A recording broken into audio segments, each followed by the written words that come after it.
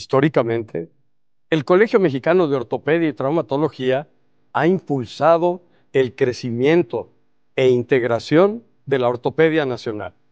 Desde 1950, el Colegio Mexicano de Ortopedia y Traumatología ha sido el precursor y referente de la formación constante de ortopedistas, residentes, investigadores, médicos generales, enfermeras y rehabilitadores, todos interesados en la ortopedia.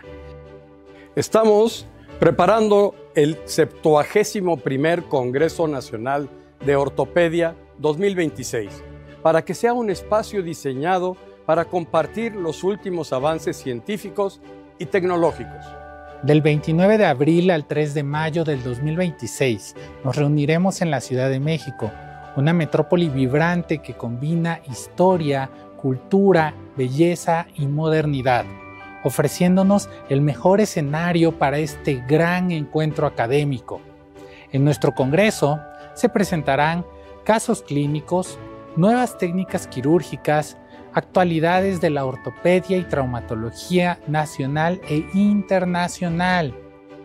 Hoy, la inteligencia artificial, la impresión 3D, los biomateriales, las herramientas quirúrgicas y la cirugía asistida por computadora están revolucionando la ortopedia.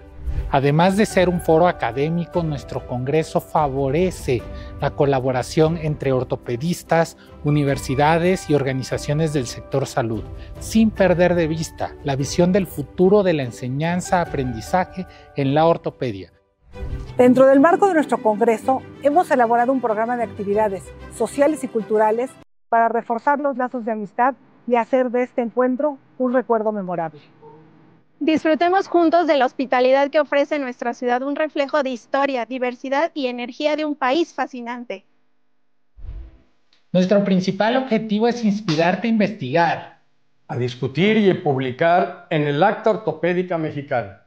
No pierdas la oportunidad de conocer la innovación y evolución de la ortopedia y traumatología. Sean ustedes bienvenidos y espero saludarlos pronto.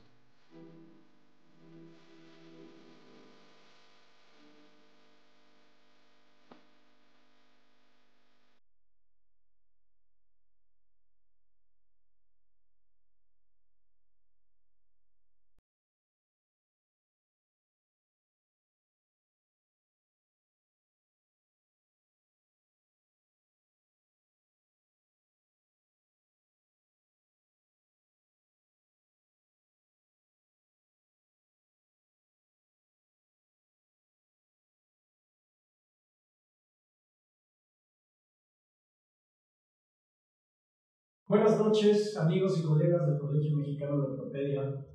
Bienvenidos a esta reunión del Comité Académico de Residentes de nuestro colegio.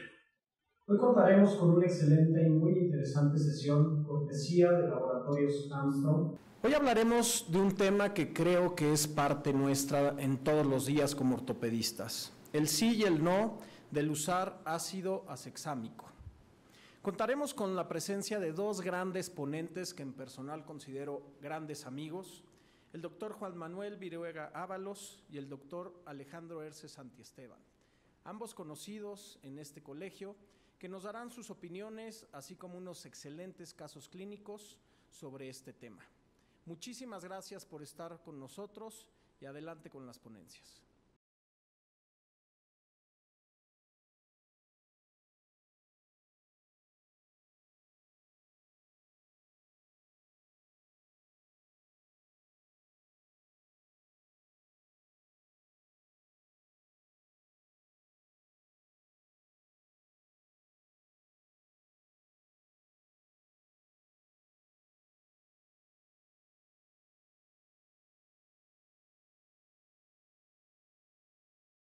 Muy buenas noches, agradezco al doctor Daniel Simbrón por la invitación, titular del capítulo de residentes, al Colegio Mexicano de Ortopedia, y la invitación por los laboratorios Armstrong por la invitación en esta plática.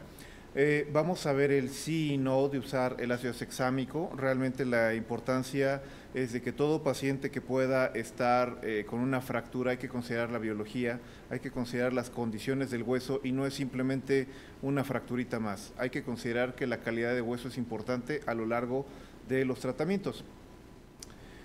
Esta paciente es una mujer femenino de 71 años, en la cual conocido tiene antecedente de baja vitamina D, tiene hipovitaminosis, tiene osteoporosis postmenopáusica, su vitamina normal debería de ser mínimo de 30, está con 10.63 nanogramos por decilitro, pero en esta paciente ella tiene una fractura diafisaria extendida hacia la parte distal.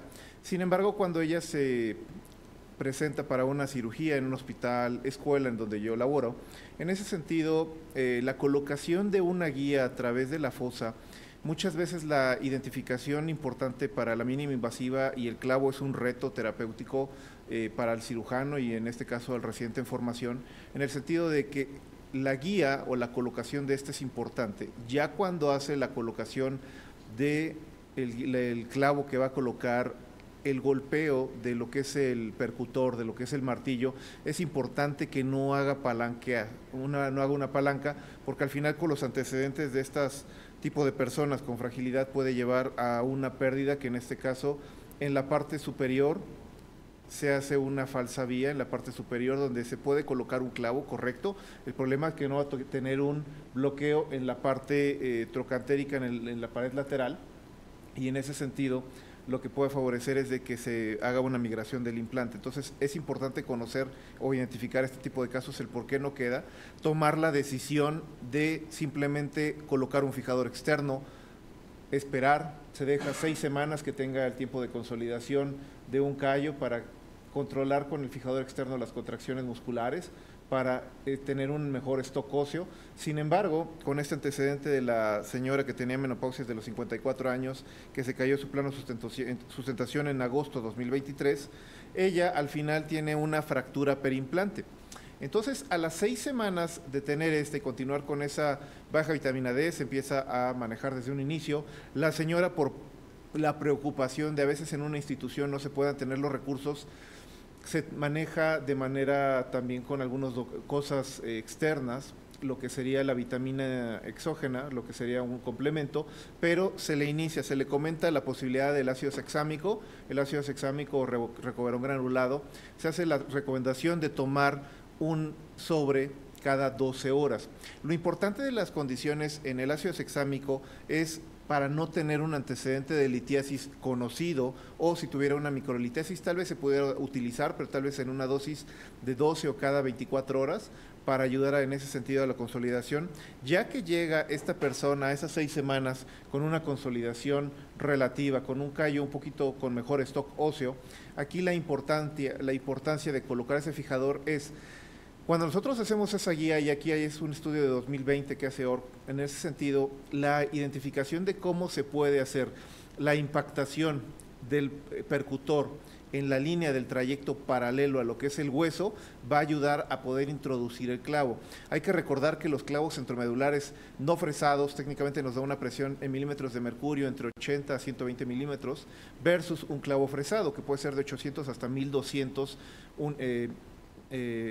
milímetros de mercurio, y en ese sentido aumenta el riesgo de embolismo. Entonces hay que prever ese tipo de situaciones. Entonces los clavos ideales serían los clavos que sean percutidos. Sin embargo, cada vez que se está haciendo el golpeteo y se toma un brazo de palanca para querer pegar muy fuerte, el problema es que puedes hacer ese apalanqueamiento que puede ser entre 2 a 5 grados, puede generar una falsa vía y en ese sentido preparar. Entonces en este paciente lo que se preparó ya con el ácido hexámico para ayudar a la estabilidad de la fractura durante esas 6 semanas, inhibiendo lo que es las COX-1, COX-2, la colocación de un abordaje amplio, vasto, haciendo la disección, colocando y presentando lo que es una placa periprotésica con cables para la sujeción. En este caso, como es un abordaje extendido, tiene mala calidad, es un proceso inflamatorio que, a pesar también de que el ácido hexámico ayuda a reducir la respuesta inflamatoria, lo que va a hacer es el riesgo de infección. Entonces también lo preví en ese sentido colocando perlas de sulfato cálcico combinado con antibiótico, y aquí en este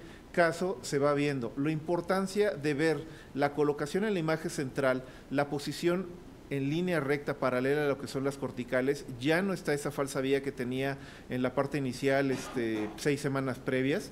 Entonces aquí ya se coloca, como es una fractura diafisaria, se tiene que colocar un clavo centromedular con un bloqueo trocantérico, se protege con una placa periprotésica con esos cables, y técnicamente es importante estimular en el hueso la carga. Entonces, esta paciente tuvo apoyo parcial desde el inicio para estimular igual la consolidación. Hay que esperar que los factores de crecimiento fibroblásticos, principalmente de colágeno, nos va a ayudar a la consolidación de fracturas. Si nosotros dejamos hacer un desuso para que no haya el estímulo porque pensamos que nuestra osteosíntesis no va a ser estable o esa fractura perimplante no va a ser estable, al final lo que va a condicionar es que también se pueda reabsorber lo poco que ya habíamos ganado. Entonces, la importancia de una rehabilitación temprana, de una carga temprana, es fundamental en el paciente con una fractura por fragilidad y en este caso que fue un caso de una perimplante. Entonces, ya cuando se va haciendo esto, ya el control, a las 6 semanas ya el sulfato cálcico casi está desapareciendo, la colocación de los bloqueos están ahí. Sí es cierto que está la posición, se ponen las imágenes en AP, tal vez las laterales a veces no son tan adecuadas porque los servicios de rayos X no quieren manipular tanto porque ven un implante que es largo, piensan que se va a fracturar, le van a pasar algo. Si lo hacen bien se puede tomar una buena axial. Sin embargo, con una imagen un poco oblicua en la imagen anteroposterior se puede ver la visualización del clavo, se puede visualizar lo que es la placa y los cables, cómo está estable la fractura, y esta paciente realmente inicia la deambulación temprana. Dentro de las ventajas de usar la consolidación de fracturas, técnicamente estamos esperando entre las 5 o 6 semanas. Sin embargo, la parte de formación de hueso se va a presentar entre los 8 meses a un año. Sin embargo, si es temprano, con el uso del recoverón, de lo que es el ácido hexámico, técnicamente está entre las 8 a 12 semanas, ya va siendo un callo más estable, de mayor resistencia, con el estímulo mecánico de la carga, más la parte biológica del manejo de la fragilidad con la suplementación, la dieta proteica que tuvo esta paciente, pues puede ayudar. Técnicamente esta imagen es a los 6 meses, donde la paciente ya tiene ella una movilidad completa, hace función, la herida no tiene datos de infección, está cicatrizado, porque se consideró la parte biológica de lo que es la vitamina C, la parte de lo que son cicatrizantes, el recoverón, que lo mantuvo hasta 3 meses. Técnicamente la imagen se ve clínica con una flexión completa, extensión bien, la posición o deformidad que pudiera estar en anteroposterior, en realidad se ve muy bien el miembro pélvico izquierdo.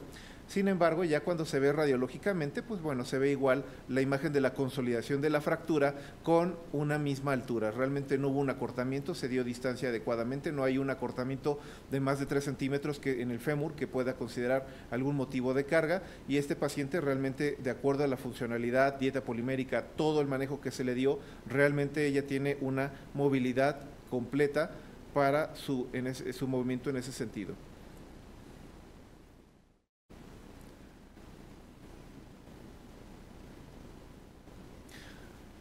Técnicamente la paciente no tiene alguna claudicación, ella puede hacer sus funciones. En ese sentido, la prueba del Step and Go y la prueba del Up and Down realmente la realiza de manera adecuada, sin mayor limitación. Ella puede tener la movilización completa.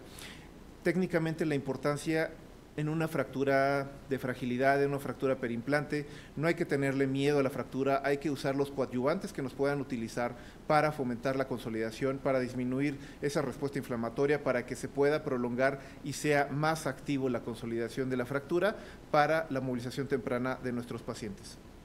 Gracias.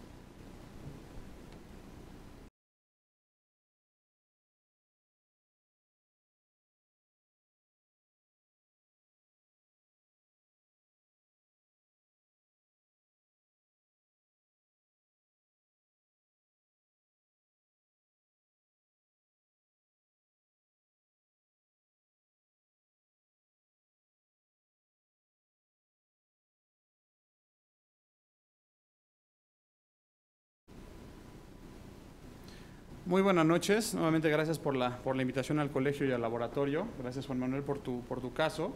Y bueno, yo también les voy a hablar un poquito de uno de los casos que yo tengo y además un poquito de teoría acerca del producto. Sí debo decir que soy speaker para el laboratorio.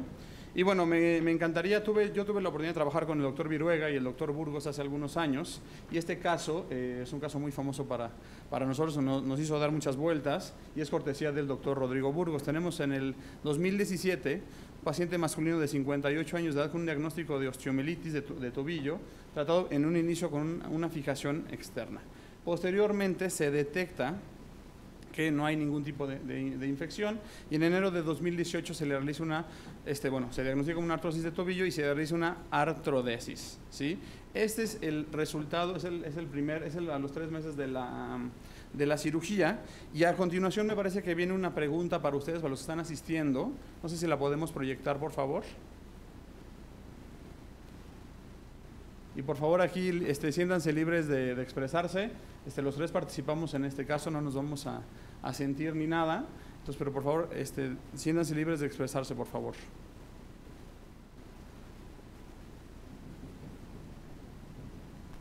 ¿No aparece? ¿Pregunta? ¿Ya? Ok. Bueno, la pregunta es, ¿el resultado de la radiografía que ustedes vieron fue excelente, bueno, regular o malo? Y de verdad no tenemos ningún problema en que aquí estamos todos para aprender. ¿Ok? No me aparece. Pero bueno, en lo que aparece el resultado, doctor Cimbrón, aprovechando que usted está por aquí, ¿cómo ves ese resultado para la artrodesis? Igual, aunque estemos Viruega y yo aquí, ¿nos puedes decir algo? ¿No hay?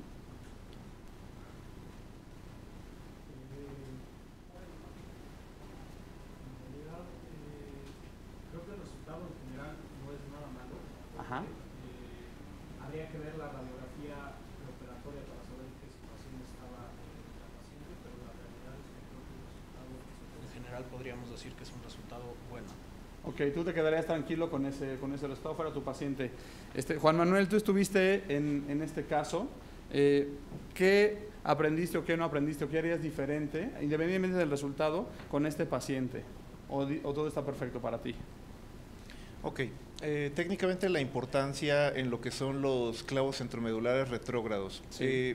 Tiene un pie cabo, que ese es algo importante. La referencia del astrágalo con la tibia debe ser 2/3 partes posteriores de la tibia con respecto al astrágalo.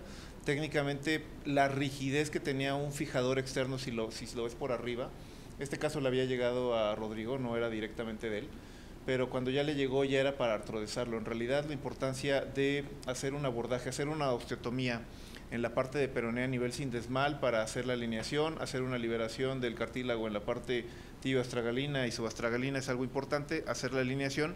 A veces ya cuando tú haces la colocación de clavos centromedulares, a veces tal vez una pinza de lámina para hacer un separador, hacer rotar y mantener la distancia, puede ser tal vez una fijación. A veces si tuvieras tal vez unos tornillos unos clavos shunts para hacer el mantenimiento y poner, ahí sería una situación. Le faltó tal vez ahí el bloqueo en la parte transversal que se va a nivel de calcáneo, porque este es un clavo Trigen en el cual debes de evitar la rotación tridimensional para que no haga.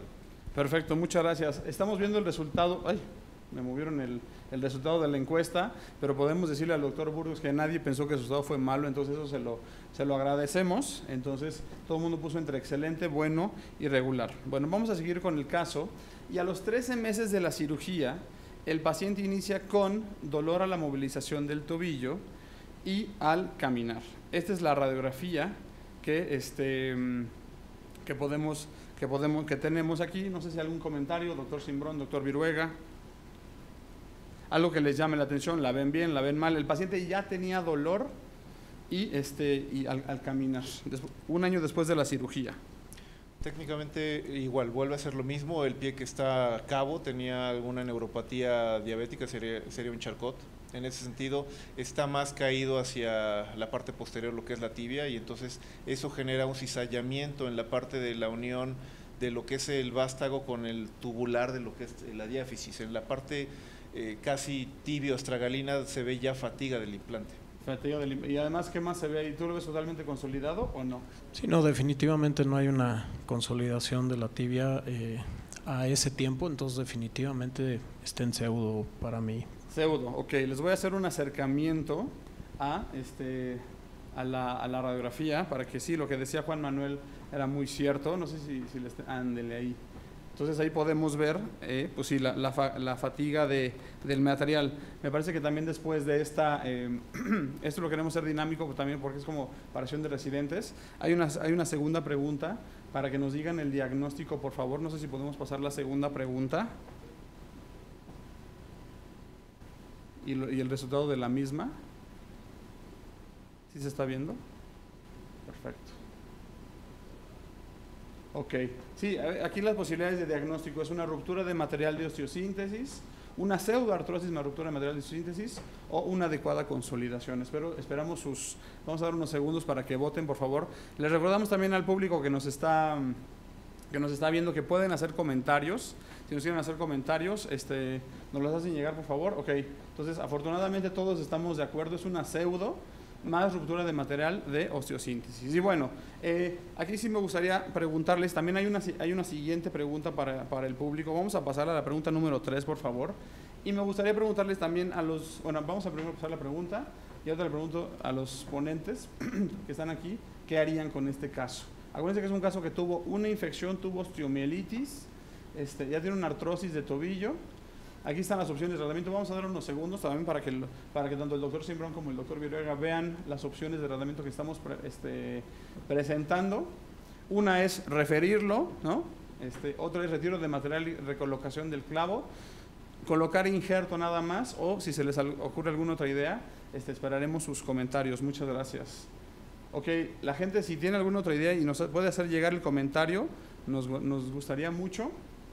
Pero bueno, una gran mayoría dice que retiro de material y recolocación del clavo. Doctor Simbrón, doctor Viruega, ¿están ustedes de acuerdo con la número 2? Referencia, muy bien, yo como no soy cirujano de pie y tobillo, yo sí lo refería también. Pero el retiro de material y recolocación del clavo, ¿piensan algo distinto, doctor Simbrón, doctor Viruega? Virus, no digas qué pasó después, pero se te ocurrió, nada más poniéndote en esa situación, ¿harían algo distinto? ¿Le rezarían algún santo? ¿Qué hacen con este casito? A ver, yo en mi caso, que no soy cirujano de pie y tobillo, sin duda alguna pensaría en la referencia y creo que es muy válido y que se queden con esa idea los residentes, que no podemos resolver absolutamente todo si no es nuestra subespecialidad, pero en cuestión didáctica yo creo que uniría la 2 y la 3, retiro del material, recolocación de un clavo y colocación de injerto. Esa sería lo que yo haría. Perfecto. ¿Algún comentario, doctor Viruega, sin decir lo que pasó, por favor? Ok, de primera instancia siempre se va a pensar en retirar, recolocar. Sin embargo, mencionaste, tiene osteomielitis y al final la osteomielitis es un proceso inflamatorio de manera continua que si no lo atacas, no lo controlas, todo lo que le hagas va a fallar, el injerto que se coloque se lo va a comer. Entonces es importante ver la parte de la biología o buscar en ese sentido hacerle algo, pero sí, no, yo no me iría primero por el retiro de material, a excepción que tuviera algún compromiso de choque. Ok, perfecto. Bueno, seguramente ustedes ya son ortopedistas con algo de experiencia, todavía no estamos tan grandes, pero ya tenemos algo de experiencia. Y bueno, muchos de nosotros sabemos que muchas veces cuando se opera un paciente y desafortunadamente hay algún tipo de complicación, muchas veces el paciente es reacio a volverse a operar, más si tuvo un antecedente de infección, colocación de fijadores, colocación de clavo. Entonces, este paciente no se quería volver a operar. Entonces, 2 meses después de inicio de inicio de sintomatología, se inicia con el ácido asexámico, ¿sí? Un poco a manera de rescatar esto, obviamente lo que todo el mundo piensa es sí, hay que quitar ese clavo y hay que volverlo a poner, pero bueno, se intentó usar el producto, el ácido asexámico, y aquí es lo que los resultados que empiezan a tener. Es muy importante también comentar que el paciente utilizó una bota tipo Walker, si no solamente fue el producto, sino si se le dio una estabilidad, ya que no la tenía por la fatiga del material. Esto es en mayo de ese mismo año, y aquí este es el 20 de junio, ¿sí? Ahorita si quieren platicamos del resultado. Además de este resultado radiográfico, el paciente empezó a mejorar clínicamente. Aquí les paso las del 6 de agosto y el 18 de septiembre de 2019, ya con mejoría clínica, con la ausencia de dolor, y me parece que esta es la última, ¿sí? Vamos a pasar la última pregunta al público que está atendiendo. Otra vez me encantaría que dieran las opiniones del resultado y me encantaría que tomaran en cuenta el tipo de caso que es. Vamos a dar 20 segundos. Otra vez, opiniones del resultado: excelente, bueno, regular, malo. Es un paciente que ya había sido operado, que tenía antecedente de infección, que se le rompió el clavo, que tenía un cuadro de pseudoartrosis, y afortunadamente con el uso de una bota y el uso del ácido asexámico, pues mejoró clínicamente y mejoró radiográficamente. Vamos a ver los resultados y nuevamente, si quieren opinar algo. Tenemos un público difícil el día de hoy. Bueno, ok. Ya les tocará cuando sean ortopedistas, ¿no? A los residentes regular, wow, ok, me encantaría poder debatir eso. Yo dormiría muy tranquilo si fuera mi paciente. Si fuera el doctor Burgos, yo dormiría muy tranquilo y diría que es excelente, pero está perfecto. Eso es precisamente lo que queremos, que haya un tema de discusión. Doctor Viruega, doctor Cimbrón, algo acerca del resultado radiográfico y clínico que encontramos. ¿Qué votarías tú, Daniel? Yo votaría excelente. Perfecto. Sí, que se te resuelva un problema sin una segunda cirugía, bueno, en este caso tercera, es sensacional, definitivamente, y tener las opciones para poder hacerlo es perfecto. Entonces, definitivamente es excelente y creo que no solamente el doctor Burgos, sino toda la familia del paciente y absolutamente todos están muy contentos con el tratamiento. Ahora, a mí no me importa, si nos vamos a la parte radiográfica, por supuesto que empezamos a ver consolidación, vemos un cambio muy importante, pero yo me basaría mucho más en la cuestión clínica, claro. Que el paciente esté bien, ya nos indica, aunque quizás no veamos unos cambios iniciales tan francos, que vamos hacia buen camino y eso es importantísimo. También hay que explicárselo y eso lo comento a los residentes, tenemos que explicarle a nuestros pacientes que no van a ver una consolidación perfecta, que ya van a estar dados de alta sin que la vean, porque muchas veces el paciente y el familiar tienen la expectativa de ver una radiografía como si fuera un hueso sano previamente, y por supuesto que eso no va a pasar, y mucho menos en este caso. Entonces, yo creo que es mucho más importante en ese caso la clínica, aunque la radiografía me encanta también. Perfecto. Por supuesto. Doctor Viruega, ¿algún comentario? Tú que fuiste parte de ese caso y estuviste en ese caso. Sí, vaya, al final, ya desde el punto de vista, también involucro la parte legal, que estoy muy metido en eso. Primero que nada, como dice Daniel, la expectativa del paciente. El paciente es un paciente complicado que ya viene a hacer su tercer cirugía, pudiera ser una cuarta. Hay que considerar que no es un paciente que está controlado, es diabético, tiene una infección y al final la función del ortopedista es hacer un salvamento de extremidades, no es hacer una amputación. Hay que considerar la parte biológica, cómo está la vascularidad, cómo está la parte de cicatrización de los tejidos, porque a pesar de que si quisiera hacer una nueva cirugía, correcto, ¿qué le vas a hacer? ¿Un clavo nuevo? Ok, es un clavo, ese es un 9, le vas a poner un 11.5. Con la osteólisis que pudiera haber por la respuesta inflamatoria, ¿qué le vas a poner después? Le vas a hacer una placa para que se exponga la placa, va a alisar y va a ser un peor problema. Entonces, al final, no hay que ser quisquillosos en la parte quirúrgica. Si hay un resultado que es bueno, excelente, totalmente de acuerdo con los coadyuvantes que podemos utilizar para estimular la consolidación, nos ayuda. Vuelvo a lo mismo, la biología, y es importante hacer la carga temprana para poder hacer la consolidación. No porque le demos el mejor tratamiento, esté en el mejor lugar, mejor hospital, donde sea, va a haber un éxito si no hace toda la consideración de la biología. En esa parte, sí es cierto que es el resultado, como dices, Daniel, la expectativa de la paciente, o el paciente, ¿qué quiere? Ya no tiene dolor, que fue por el motivo por el que acude tal vez a una segunda, tercera, cuarta opinión, ya no tiene una limitación. Sí es cierto que el detalle radiográfico se ve diferente, pero él no tiene dolor, no tiene inflamación, la familia está tranquila, está tranquilo el cirujano, donde no tiene una demanda, es un muy buen resultado. Es importante considerar todas esas biologías y no solamente pensar si yo lo hubiera hecho y le hubiera hecho esto, va a quedar bien y va a estar. Es importante, como dice Daniel y Alejandro, es ver la expectativa, ver las condiciones de cada paciente en el medio en que desenvolvemos. Si es el manejo multidisciplinario de alguna persona, hay que tenerlo. Sin embargo, es evitar complicaciones. Y si no, ese paciente, por querer hacerle más cosas, termina amputado y ese sí termina en demanda. Perfecto, muchísimas gracias a ambos por los comentarios. Les repetimos a la audiencia, si quieren mandarnos preguntas, comentarios, al final de la charla podemos platicar, tenemos unos minutos.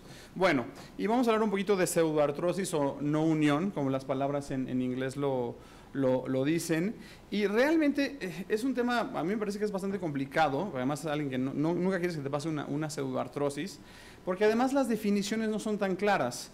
La FDA nos dice que es una falta de consolidación a los 9 meses después de la lesión, pero a mí me encantaría preguntarles a los ponentes y a los que nos están viendo si realmente un paciente nos va a esperar 9 meses, ¿sí? Entonces, realmente a mí me gusta muchísimo más una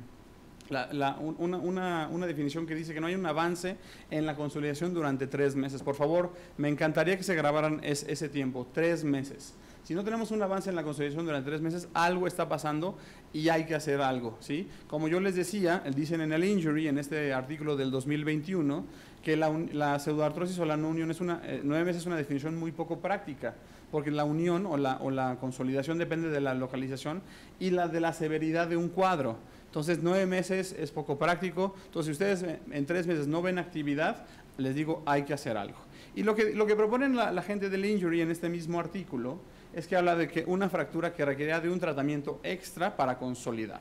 Hay que hacerle algo a esa fractura o a esa pseudoartrosis para que consolide. Y también me gustaría que vieran mucho esto. En este artículo de Malasia, fíjense que cada vez más vamos a ver artículos asiáticos, lo que hablan es que hablan de un score, que hablan de la salud, o sea, que qué tanto nos afecta tal enfermedad. Entonces, si nosotros somos hipertensos, si tenemos asma, si tenemos diabetes, inclusive un problema cardíaco o osteoartritis, o inclusive un problema de infarto, todos esos tienen mejor pronóstico que tener una no unión o una pseudoartrosis de tibia o una pseudoartrosis de fémur. Imagínense, nada más se pelean esas dos con el enfisema pulmonar.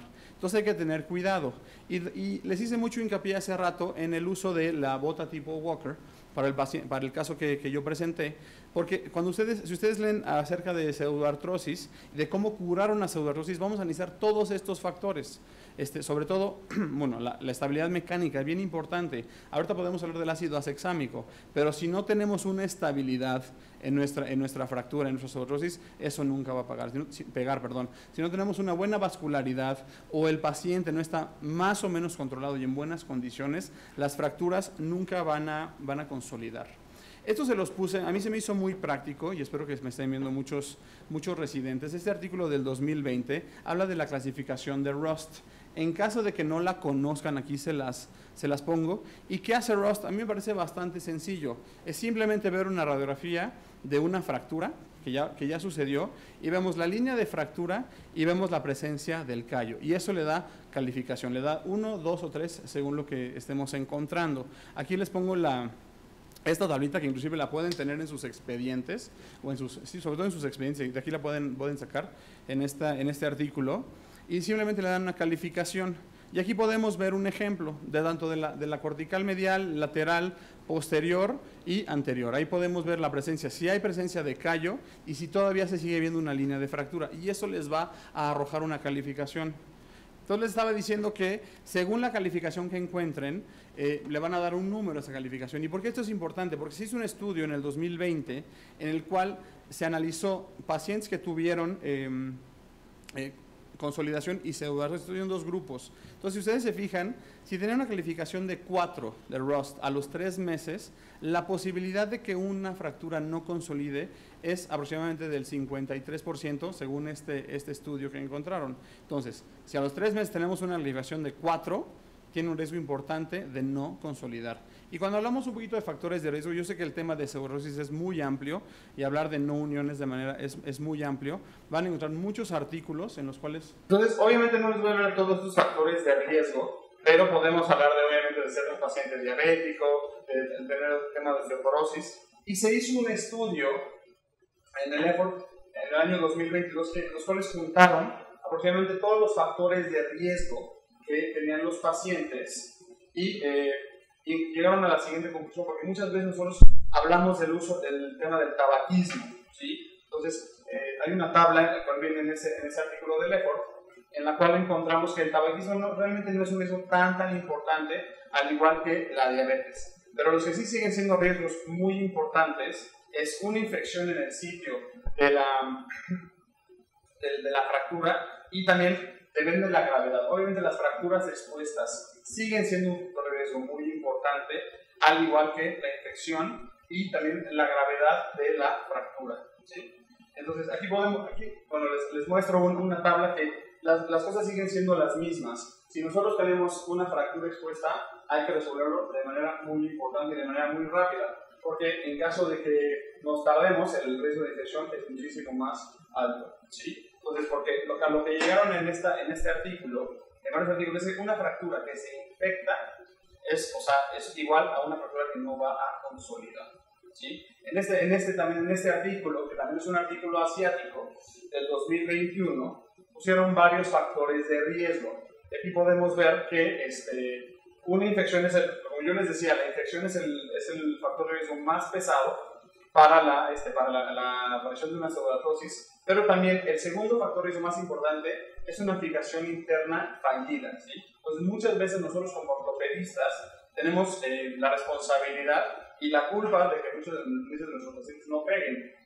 Si nosotros no dejamos una cirugía estable, el paciente tiene un riesgo muy importante de tener pseudoartrosis. ¿Qué otros factores de riesgo muy importantes? La osteoporosis. Ustedes van a ver cuando salgan a trabajar posterior a la residencia, cada vez van a haber pacientes más grandes y cada vez van a haber más pacientes con osteoporosis. Entonces mi sugerencia es o que se pongan a estudiar de cerca de osteoporosis o que tengan un muy buen amigo como el doctor Virruel que sepa mucho de osteoporosis para que le puedan referir a los pacientes, porque esto es un tema.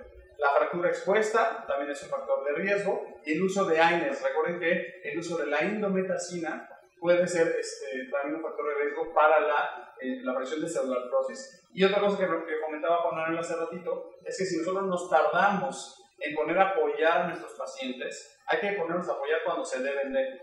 Si ustedes hicieron un buen trabajo, no se tarden en apoyar cuando deben de apoyar y eso les irá mejor. Como yo les decía aquí en este artículo del 2021, vemos que el uso de indometacina, yo no tengo nada en contra de la indometacina, creo que es un muy buen producto, pero tengan cuidado al utilizarlo en fracturas, ¿sí? Porque se ha visto que hay una alteración que puede alterar la consolidación ósea en fracturas. Y bueno, vamos a hablar ahorita de ácido acexámico. Me pidieron, la imagen, me pidieron que hablar un poquito de ácido acexámico. Y este producto es un producto que se conoce desde los 70s, ¿sí? Lo usaban los cirujanos plásticos, se usaban en heridas traumáticas, en heridas quirúrgicas, y es un derivado del acexamato de calcio. ¿Sí? Como podemos ver aquí desde el 1974 se conoce. ¿Qué es lo que pasa? Que entra el acexamato de calcio, literalmente entra el cuerpo en el estómago, y el ácido clorhídrico del estómago lo divide en dos, en cloruro de calcio y ácido acexámico. ¿Sí? Ok, ya casi están alcanzando, ya casi me alcanzan. ¿Sí? ¿Y qué es lo que hace este producto? ¿Sí? Lo que hace es que, lo que me gustaría que se dieran cuenta es que el coágulo que se forma, tanto en la fractura de un hueso, obviamente se forma un coágulo que posiblemente va a llevar a un callo blando y luego a un callo rígido. Entonces, este producto lo que hace es que cuida ese coágulo. ¿Sí? Entonces, y además lo alimenta bien, crea una vascularización importante alrededor del coágulo. Hay ausencia de adherencias en el sitio de fractura y aumenta la concentración de sustancias necesarias para que nuestro hueso pegue. ¿Sí? ¿Esto a qué nos ha llevado? Hay una disminución del periodo de consolidación de las fracturas, una callosidad homogénea de mejor calidad, y lo que decían los doctores hace rato, nos dan tranquilidad y permiten que nuestros pacientes, tengan menos dolor, se acelere el uso de la rehabilitación y sobre todo, muy importante, evitamos algún tipo de cirugía. Pero como yo les decía hace rato, si nosotros no hacemos un buen papel como ortopedistas, si no dejamos una fractura estable, por más toneladas de ácido acexámico que demos, no vamos a poder lograr una consolidación. Tenemos que tener estabilidad y después de esto, la sustancia va a ser. Y afortunadamente, siempre recuerdo al doctor Humberto González, porque siempre me decía, es que necesito exactamente saber qué hace exactamente el ácido acexámico. Y hay una tesis que hay que poner por internet, si quieren luego nos escriben algunos de los ponentes y les hago llegar la tesis, que de hecho la hizo un químico farmacéutico, el licenciado Villar, al cual yo le agradezco muchísimo porque gracias a él también puedo dar mis pláticas. Y lo que hace el ácido acexámico es que bloquea la formación de plasminógeno a plasmina. De plasminógeno, ahí está, aquí está. Qué bueno que reapareció ahorita la imagen, porque justo esto, aquí está el mecanismo de acción. Tenemos el plasminógeno entra el ácido acexámico y bloquea la formación de plasmina. Y como todos sabemos, y si no, les recuerdo, la plasmina lo que hace es que produce productos de degradación de la fibrina. Literalmente eso es lo que se come al callo. O sea, al callo que se logró hacer o que no se logró hacer. O sea, el cuerpo está programado para pegar en X tiempo. Entonces lo que hace el ácido acexámico es que evita que se forme plasmina y por lo tanto se degrade este hematoma, o sea, nos ayuda a la formación del callo. Entonces inhibe la fibrinolisis, disminución de la eliminación de los coágulos, hormona alcanzar, y produce una mayor actividad de los osteoblastos y menor actividad de los osteoclastos.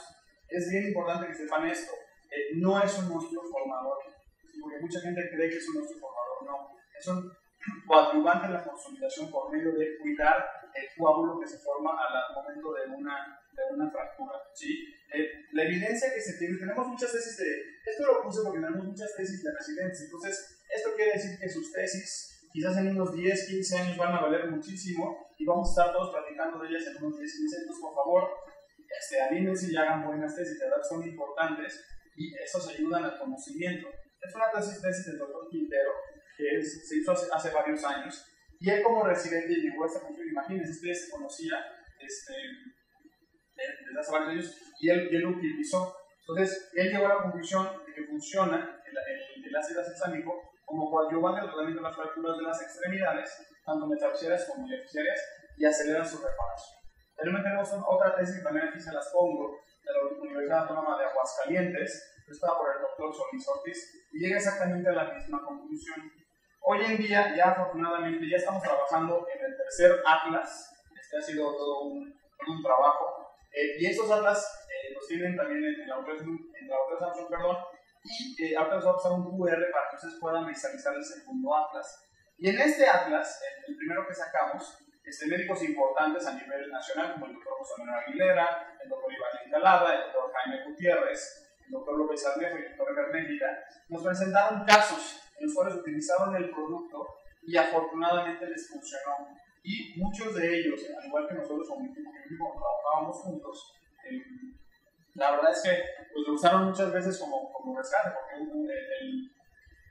la evolución no era tan adecuada en sus casos y utilizaron ácido acexámico, como les digo, afortunadamente funcionó muy bien. Hay un segundo atlas, ya estamos trabajando en un tercero, ya mi jefe en Amazon ya nos hace trabajar en un tercero, y aquí hablamos del segundo atlas en algunos autores. Aquí los autores que tenemos para el segundo atlas, algunos de ellos fueron el doctor Buendía, el doctor Rodrigo Burgos, el doctor Méndez Villamil, el doctor Viruega, aquí presente la doctora Naxina King y el doctor Carlos Suárez Aed. ¿Sí? Aquí les pongo el QR, les voy a dar unos segundos o un ratito más para que si gustan puedan tomar una imagen, visualizarlo y eso los va a llevar al segundo atlas y pueden ver absolutamente todos los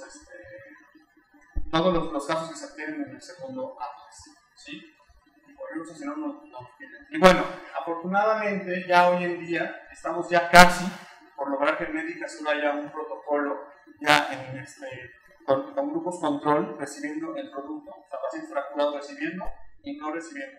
Aproximadamente 80 pacientes, estamos ya en las últimas que nos aprueben el protocolo, entonces ya en cuanto tengamos nosotros estaremos encantados de presentárselos. Y bueno, no sé si tienen algún comentario, yo les agradezco muchísimo, agradezco nuevamente al doctor Simbrón, al colegio, a la doctora Armstrong, aquí les dejo mis datos si quieren hacerme llegar alguna pregunta, no sé si tengan algún comentario, algo más. Muchísimas gracias.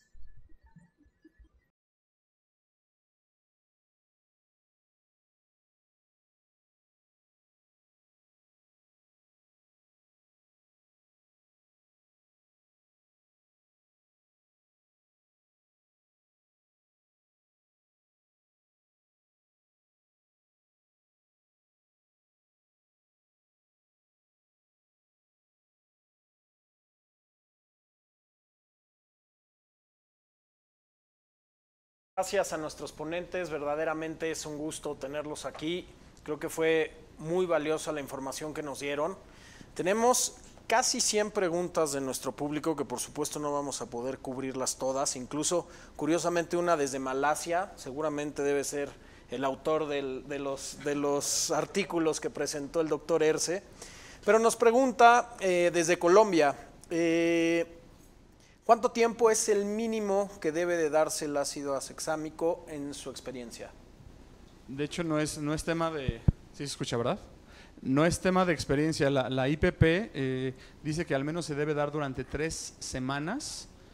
Son 5 gramos cada 8 horas y se puede dar hasta 3 meses. Como lo dijo Juan Manuel, las únicas contraindicaciones son pacientes que tienen hipercalcemia y pacientes formadores de litos de calcio. Pero fuera de eso no hay ninguna contraindicación. Entonces, al menos 3 semanas y hasta 3 meses. Complementando lo que menciona Alex, en realidad hay que pensar en el periodo de consolidación de una fractura, que son de 4 a 6 semanas. Es ver la parte biológica, la estabilidad del implante de acuerdo al principio biomecánico. La recomendación, como dice la IPP, es 1 cada 8 horas. Sin embargo, en la parte de experiencia vida real, que esa es off-label, técnicamente puede ser cada 12 horas. Yo lo uso cada 12 horas durante los primeros 15 días o un mes, y lo prolongo de 1 a 2 meses más, alias, entonces serían 3 meses, pero con todas las condiciones del paciente. Pacientes que tienen una alteración a nivel hepático, realmente la absorción del producto, lo farmacocinéticamente, es a nivel hepático la proporción, y se ve a ver la parte del ácido hexámico en el 20% de absorción, su eliminación es 80% renal. Entonces hay que pensar esas pequeñas consideraciones, y personas que tengan antecedente de una piedra, de una litiasis renal, es donde tal vez hay que moderar ese uso hasta en una menor cantidad. Muchísimas gracias. Creo que con su respuesta contestaron como 25 preguntas más que nos hicieron, entonces fue sensacional. Una pregunta más que nos hicieron y que creo que es importante, nos dice una doctora desde Aguascalientes. Presentaron casos quirúrgicos. ¿Cuál es la experiencia en pacientes que no se han tratado quirúrgicamente? Es exactamente lo mismo. Obviamente no puedes presentar todos los casos que hemos visto. Entonces, obviamente pusimos casos que creo que nos marcaron un poco para empezar a utilizar el producto. En tratamiento conservador exactamente lo mismo. Si tú tienes una paciente fracturada o un paciente fracturado y lo tienes estable, esto lo que va a hacer es que te va a ayudar con la consolidación, y va a hacer que tu paciente se recupere más rápido. En el paciente no quirúrgico es exactamente igual. Hay que considerar la biología. En las primeras 24 horas se forma el hematoma, se forma ese coágulo. Entonces hay respuestas de factores de crecimiento fibroblásticos, factores de crecimiento de insulina tipo 1, tipo 2, factores procolágena. La vascularidad es importante y hay que recordar, la circulación endóstica del hueso del 60 al 70% del hueso se altera cuando existe una fractura.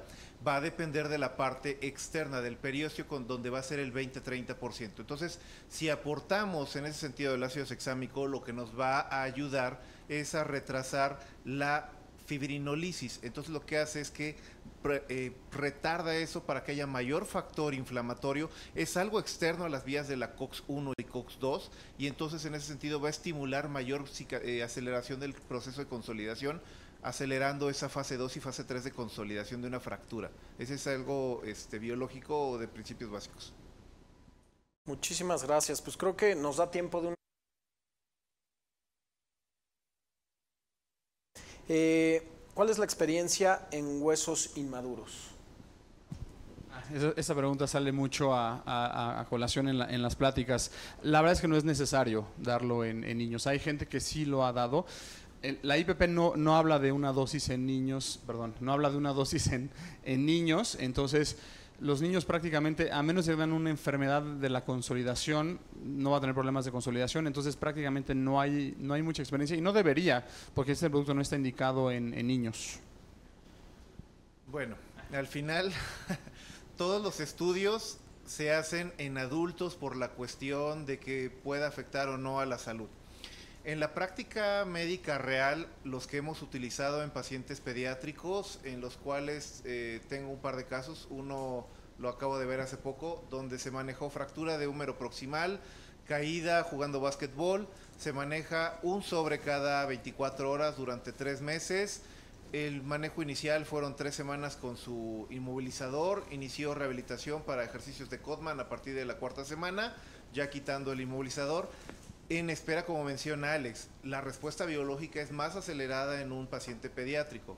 En ese sentido, al paciente le fue bien, realmente no tenía una limitación de lo que es la arcometría, realmente a los 6 meses técnicamente el trazo de fractura ya era casi imperceptible, al año ya realmente no se veía la fractura, el niño no tiene ninguna alteración. El problema son las situaciones que como no se hace el estudio en menores de 18 por cuestión de práctica médica clínica, es esa situación. Sin embargo, en casos especiales se puede considerar, pero sí tener un seguimiento estricto de esos pacientes, explicándole a los padres que tiene un coadyuvante, que si lo buscan en la IPP va a decir que es para mayores de 18, pero que le puede ayudar. Entonces es parte de obligación del médico decirle los principios, beneficios, posibles complicaciones y o secuelas para que se pueda actuar de manera inmediata, siempre igual con un pediatra de la mano. 12 años. Pues miren, es muy interesante. Ya nos estamos comiendo el tiempo, tenemos bastante preguntas más, pero creo que serán en otra ocasión. Por último, quiero invitarlos a que participen en el Congreso Nacional de Residentes que tendremos en enero del 2026. Por favor, participen en él, ya estarán viendo un poco más las bases para que puedan hacerlo. Por otro lado, por supuesto, no quiero dejar de agradecer a nuestros buenos amigos de Armstrong por esta sesión y por supuesto a nuestros dos grandes ponentes y amigos, expertos en el tema, que creo que fue un tema muy enriquecedor para todos. Muchísimas gracias y nos vemos en la próxima sesión. Que tengan muy buena noche.